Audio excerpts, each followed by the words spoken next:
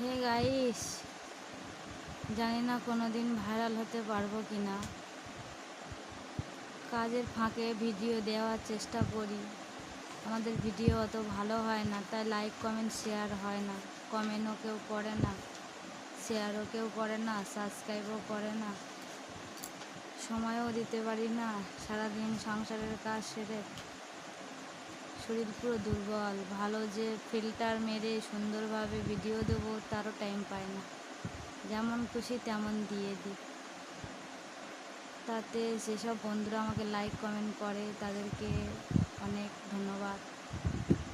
সেই 3টে থেকে ধান সেদ্ধ শুকনো ভামান করে উঠে এখন বিকালের সব এঁঠো বাসন মেজে জল টল তুলে সন্ধে টন্ধে দিয়ে শরীর পুরো দুর্বল হয়ে গেছে। এখন সন্ধ্যের রান্না করতে যেতে হবে। মেয়েটার বই পড়াতে আর পারলাম না।